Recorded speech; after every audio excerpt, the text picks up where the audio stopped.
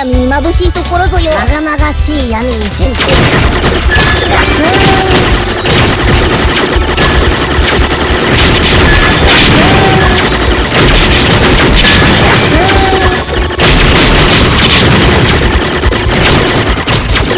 It's always great when indie games become more visible in a sea of titles published by entertainment giants. As common as they may be in the indie section of the Xbox Marketplace, it's not all that often that an indie game makes a jump to the Xbox Live Arcade library. Even though SNK Playmore isn't as big as other publishers, they put together a pretty good release in 2011 with Trouble Witches Neo, an updated re-release of the indie-developed Trouble Witches AC by Boken Software Planning. Despite its indie roots though, Trouble Witches Neo differentiates itself with a number of features that most indie-developed titles just don't have. 頑張って。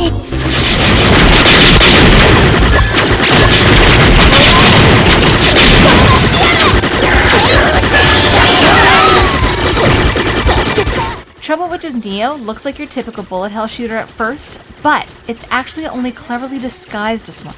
At its core, Trouble Witches gameplay is centered around the use of magic circles and ability cards. There are a large number of characters in Trouble Witches Neo, and even new characters for download as well. Each has a different shot pattern, mana stock, and super cute familiar with its own unique fire pattern to boot. Using your Witch's familiar to create a bullet-slowing circle is as simple as pressing the X button. Once bullets are caught in the circle, they are slowed to a crawl, and the player is free to more easily navigate them while taking out their opposition. While this is happening, the mana gauge in the corner of the screen will steadily decrease until the circle disappears. A player can also disengage the circle at will, and the mana gauge will replenish. As the enemy that fired the shots captured is destroyed, the bullets then turn into gold money drops. If a player can't defeat the enemy that had fired the captured shots, they will turn yellow and home in on the player. However, the player is able to nullify these bullets with another magic circle, and they will be converted to bronze coins instead of gold. This money is used in the Pumpkin Girl shop, reminiscent of the Sky shop in Namco's TurboGrafx 16 classic Ordyne. Players can purchase ability cards which are not only quite varied and often very powerful, but also required for the highest scores. More on that in a second. Additional mana for longer lasting circles and even extends can also be obtained here. But be careful, because the price will steadily increase on the weapons and items you buy the most. All of these mechanics are complemented by smooth control and tiny star-shaped hitboxes that clearly display where you will die if hit.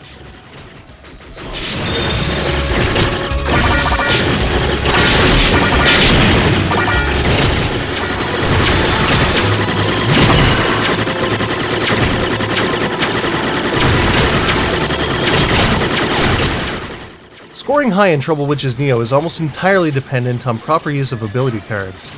When activated, the ability in use will destroy enemy shots as the enemies that fired them are taken out, converting the bullets to star medallions. In story mode, single play, and multiplay, your medallion counter maxes out at 2500, at which point the medallions grow to maximum size with a huge attached score.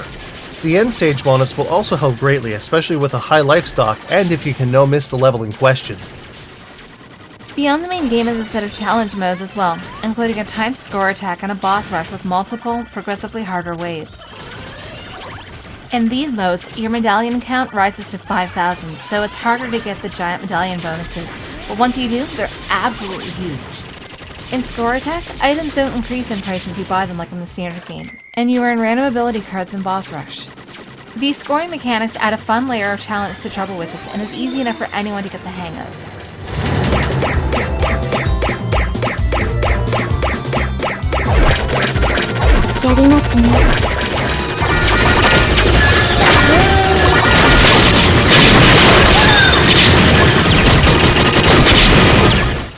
So how about that presentation? Trouble Witches Neo stands apart from just about all of the indie fare on Xbox Live Arcade, with a presentation that's almost on par with larger budget, fully produced titles. Each of the characters have unique stories to them which encourages repeat play with every selectable witch. The story is mostly nonsensical, but it all revolves around the witch Amalgam, who is trying to resurrect the demon Dropnir. The visuals feature polygonal elements in the background. Everything is brightly colored, well-defined, and looks quite smooth in high definition. The 16:9 playfield never feels too constricted or crowded.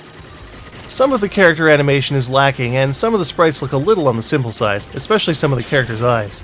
Though the character design itself, at least in the Xbox 360 mode, is very well produced.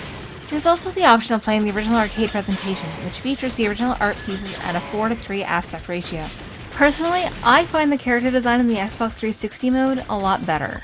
On the sound front, not only is there a rather hilariously badly delivered English language track, but also the original Japanese language track as well. It's currently unknown whether the English track was intended to be as awful as it is, but for an arcade title such as this one, especially starting out as pure indie title, the dual language option is fairly unprecedented. No, you beat my palindrome. Ugh. You're gonna regret this.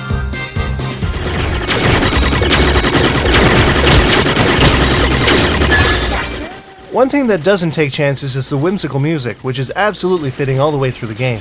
Whether it's the lush forests of Stage 2, the chilly skies of Stage 3, or the final stage's build-up, the music not only maintains a playful feel, but also complements the surroundings at all times.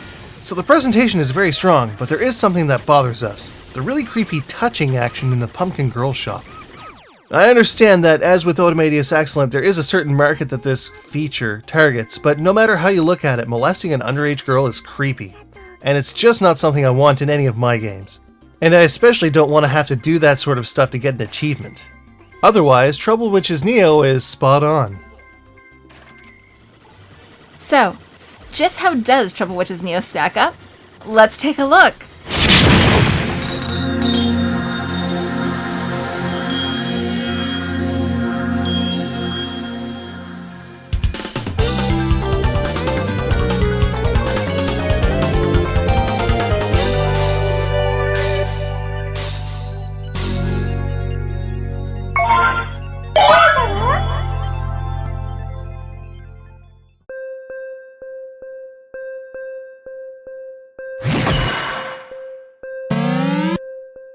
In terms of control, moving your witch around feels natural and never comes off as too sluggish.